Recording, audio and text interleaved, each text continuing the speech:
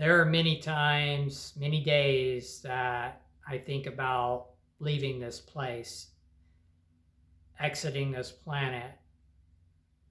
Sometimes when I feel really bad, my depression is dark, gender dysphoria is heightened, or I might even be feeling anhedonia, which really sucks because with that, you don't feel anything for a period of time. When that stuff goes on, yeah, there's times I think, gosh, how much more of this do I want to deal with? Because I'm 50 now. I've dealt with so many various traumas throughout my life, and it's tough. Gender dysphoria is like a yo yo, and the depression can get very deep. It can get severe. It has at different times in my life. Things are better now for me than they were when I started therapy in summer of 24. But lately, I have had thoughts again of, do I want to be here?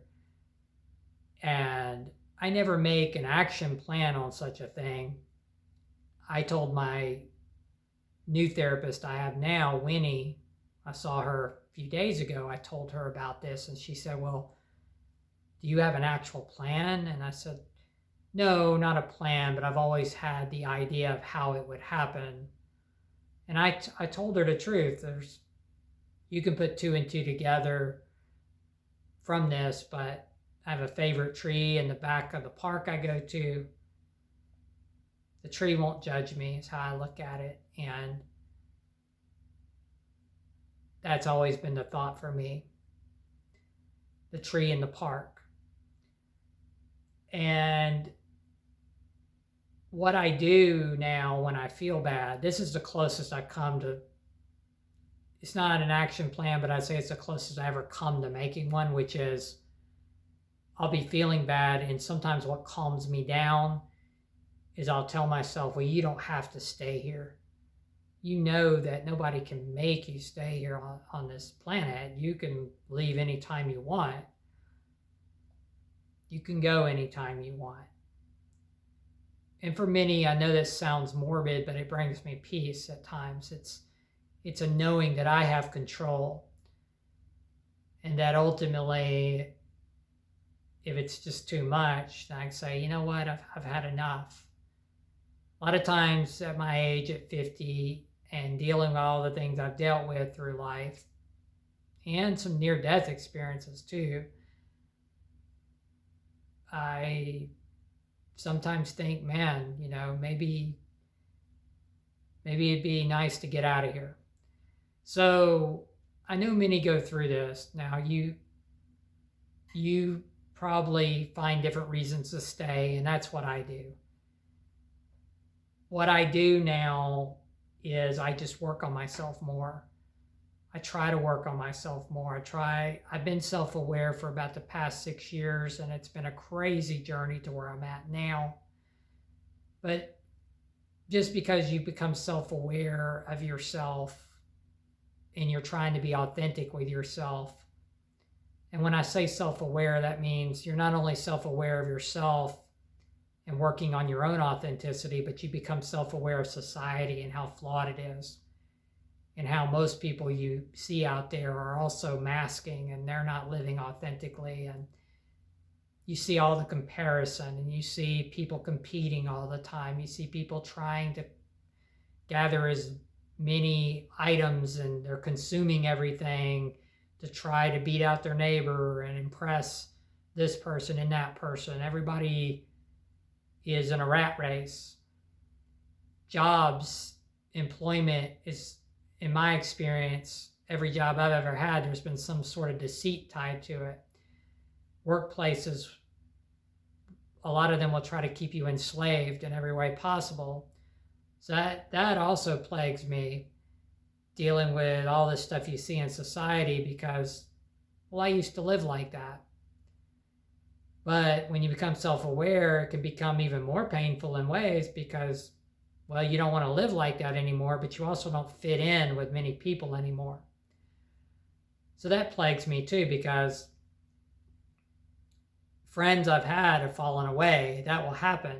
When you start working on yourself, you start being authentic, doing things you want to do more that are aligned with you, people are going to fall away. Sometimes friends you've had for many, many years are going to be gone. Like I had one in particular over 20 years gone. I've had other ones. Or you're going to purposefully yourself, you will purposely yourself cut people out because you know they're not aligning with you anymore. But you find yourself lonely. You'll find that you don't want to jump into just relationships with anybody anymore because it's for the same reason. People are not they're not authentic to themselves, and you see this inauthenticity in other people and realize, well, why would I get in a relationship with that person? They're just going to drag me right back down into a world of fakery. In some cases, it might drag you back down into a world of addiction or something else you escaped or you got out of. That's where I'm at in life. So I have like 2 friends right now. And, well, maybe, no, I'll take that back. I have 3. But I used to have other friends. They're all gone. And then I haven't been in a relationship in ages. Well, an actual relationship I haven't been in since 2019. Had an affair in 2021. It was horrible. And I haven't been with anyone in an intimate way since then. It's by choice. I don't go out searching for it. Not that I don't crave it because I'm human. Not that I don't have lust. I do. But there's just always the self-awareness that I know there's consequences to our actions. It's just when you become more self-aware, you know there's consequences to who you're around and who you're intimate with and all of these things. I say that because I look back at what's happened to me through my past actions. And I can use my past actions as reference points of like, remember what happened to you in this situation, that situation, and some situations almost caused my demise. So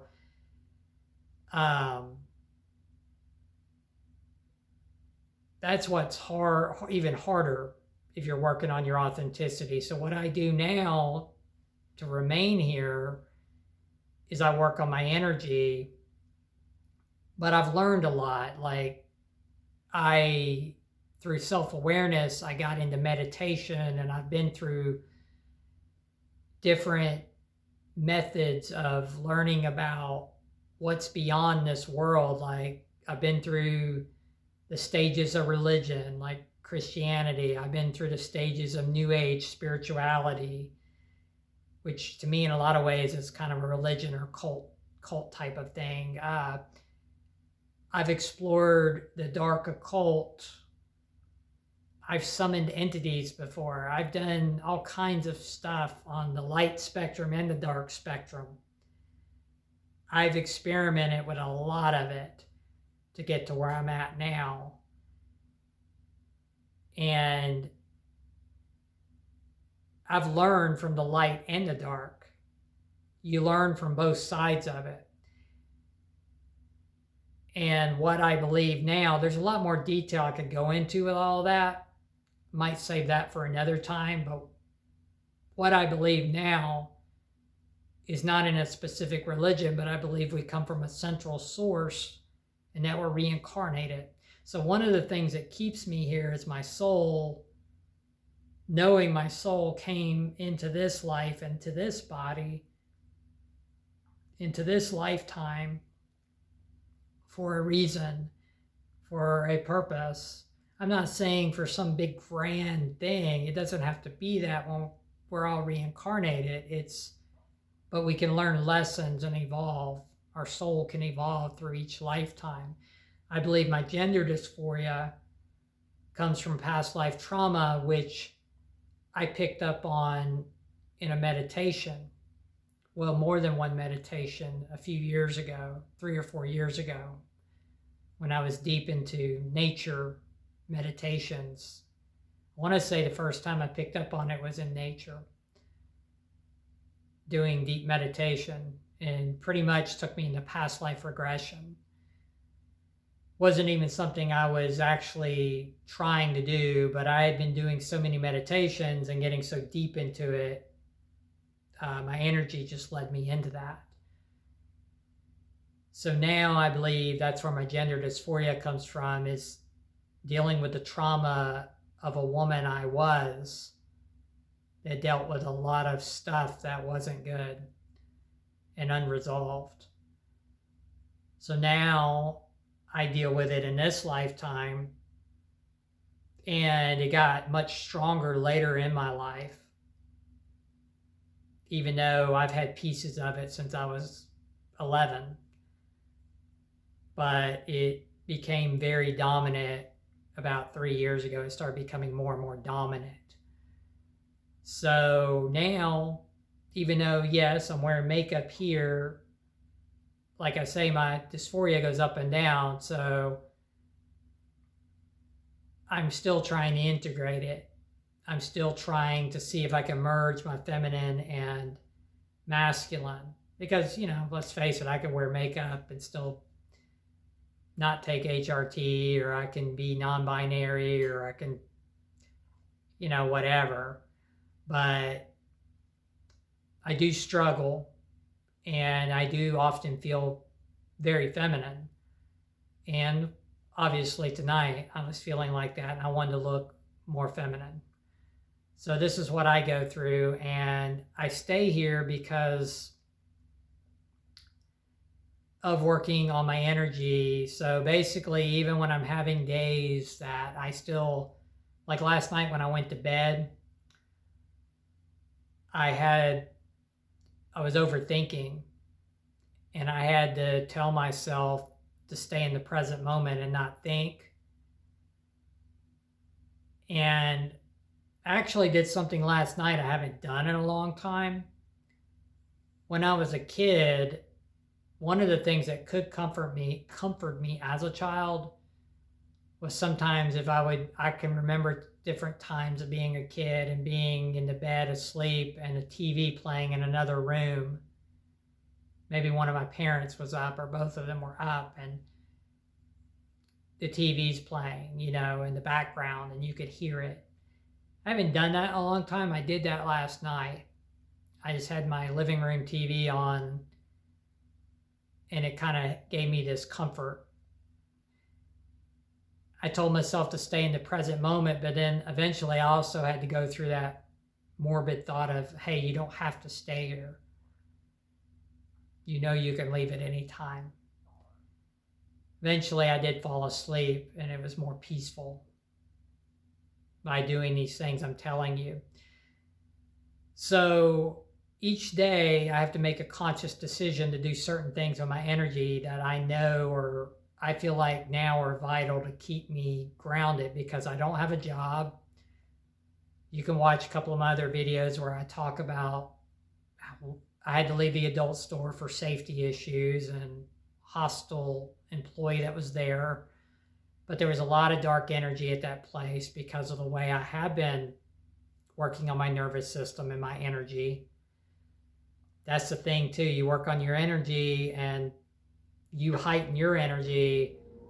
If you're in a dark work environment, if you're around friends in a lower vibration, if you're in relationships that are a real low vibration, usually there's going to be issues that come up even more, because if you're working on yourself, but the person, your friends aren't working on themselves, your partner in a relationship isn't working on themselves, the workplace you're in has a lot of dark energy and dark things going on there, there's going to be a lot of hostility created. There's going to be a lot of darker energy that's probably going to push you away from said friends, the relationship, the workplace.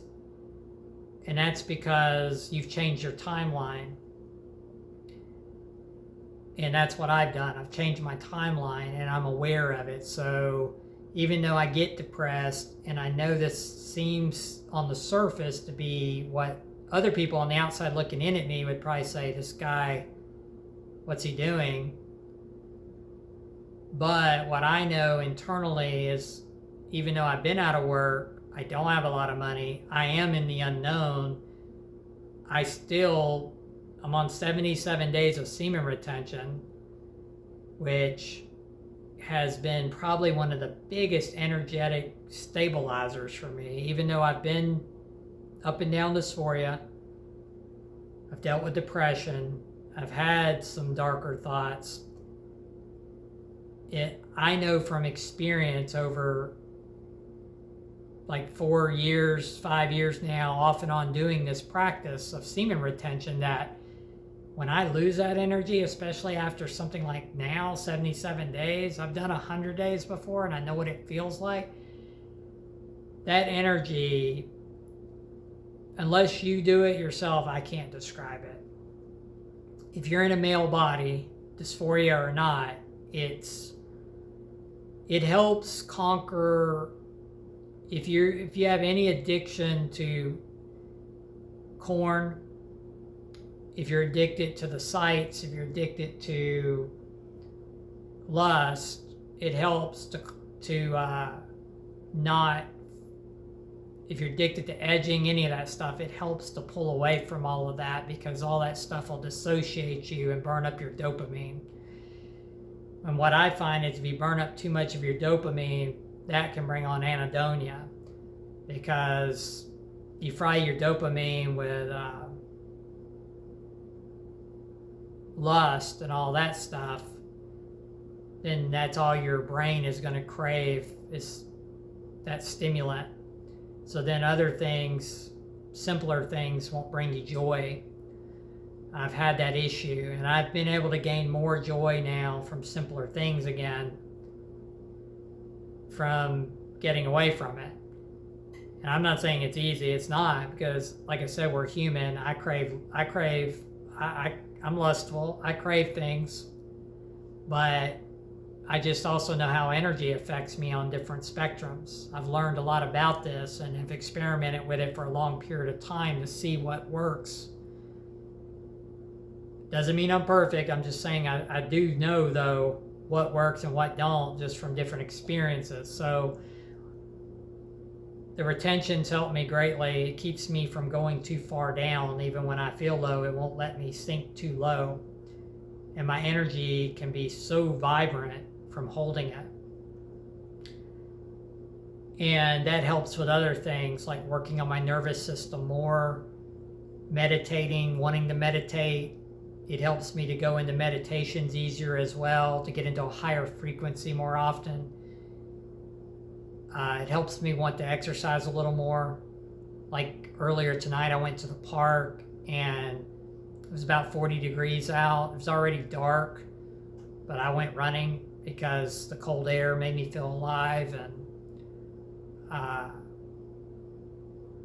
knew I needed to get some exercise. And I like this time of year. I like the fall and the winter a lot. So these are things that keep me going. Cultivating energy. If you're female, of course I can't speak for exactly how you would feel not indulging in lust, but from what I understand, it's also a benefit. It's not like a male doing semen retention, but it would have great benefit to your nervous system still, and great benefit to not burning out your dopamine, also to not indulge too much in it if you're wanting to cultivate a higher energy and you want to do some other things in your life that you enjoy, that you feel are more productive.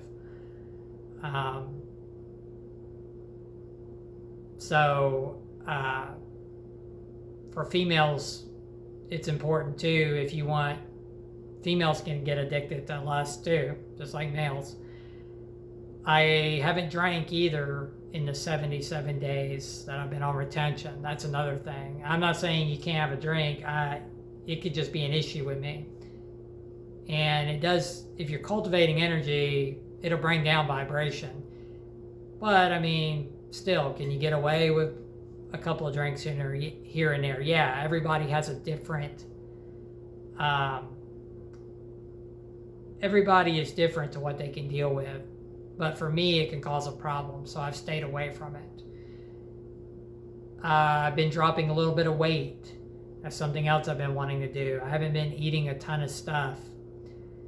I mean, is it the best diet? Maybe not. Lately, I've been eating edamame, almonds, and then there's been some days just the edamame, almonds, and chocolate ice cream, and I've dropped weight, but I'm getting protein out of all of that. So I'm not saying it's the best diet, but it was allowing me to lose some weight. And the last 2 days, I've eaten eggs, scrambled eggs, 3 or 4, with edamame, almonds, and still some ice cream. But I've also, tonight I ran. But that's it. I'm not eating tons of stuff. And I've dropped like 6 pounds. So that's something else. So what's keeping me here is I've been more concentrated on my own personal energy cultivation and aware of myself even more of what's going to help me elevate. Now you may ask me, well, how does that affect you though, bringing in money, and how are you going to survive? And I can't give you a solid answer on exactly what I'm doing. All I know is that my personal belief is when you work on your timeline being better and your personal energy being higher, also journal, that helps a lot. But when you work on all these things, you will bring new opportunities towards you by, if you're bettering yourself and taking better care of yourself with your energy, then that's going to resonate with better opportunities coming into your life. You're not going to want to go back out and do the same things you were doing. I guess that's what I'm saying. I know it can be a little confusing if you never have gotten into stuff like this. Like, I'm not going to go back out and work in an adult store again because my energy is so elevated that it would just cause problems for me again, if they even gave me the job, because I wouldn't resonate probably in the interview. That's what's happening to me now. It's the best example I can give you. I went out for a couple of interviews. I'm not getting jobs in some of these places because of the energy. I'm not resonating with the employers because I could see through them. They don't like some of the answers I'm giving because I don't deal with BS from employers, so I'll interview them as much as they're interviewing me. But there are a couple of jobs out there that I think I can deal with. But ultimately what I want to do is be able to work for myself, whether it's bringing in income through here on YouTube or doing something else in a creative field, doing this and other things, whatever it is, things that I'm passionate about. If you're cultivating your energy, it's going to lead more to your purpose and your passion. And instead of you going out there doing things you don't want to do forever and continually going out there into this hostile environment where just about everybody you run into is wearing a mask. So I know how you feel if you want to leave and you're thinking about that. And I would just, I know how it feels. I do. And I know how enticing it is. And I would just say to try to do, if it's just doing one little thing each day to see if you feel any different, try that. Journal, write about your feelings. Maybe try that. Even if you write 1 sentence or 2 sentences, try to start cutting negative people out of your life. If there's an addiction you're really having trouble with, try to pull away from it or there's plenty of videos on YouTube about working on your nervous system. You can watch videos on meditation. If you can only meditate, close your eyes in a silent space for, if it's just 2 minutes the first time you do it, deep breathe for 2 minutes, and then try to work your way up, maybe 3, 4, 5 minutes. If you're a male, try to do semen retention. Especially because males definitely have such an issue with, I think more so even than women, getting entangled in porn and lust addiction. So with myself, as I've said, I'm not perfect. I'm a work in progress. I definitely am subject to vice. And like I say, I deal with depression day in and day out on different levels. I deal with I've been in therapy well over a year, probably about 1 year and 4 months or so now. I even went through the depression of losing my first therapist, which I considered a best friend. And that felt almost like somebody passed away to me. So, I mean, but I still stay in therapy. The therapist I have now is still pretty good. That's the other thing. Maybe it's getting into therapy. I would actually suggest that too. If you can find a therapist, that's another great thing to do. So yeah, I'm a work in progress, and my gender dysphoria. And I haven't solved that. It's something I work on day in and day out. So I hope something here could help you, and I'll talk to you guys later. Bye.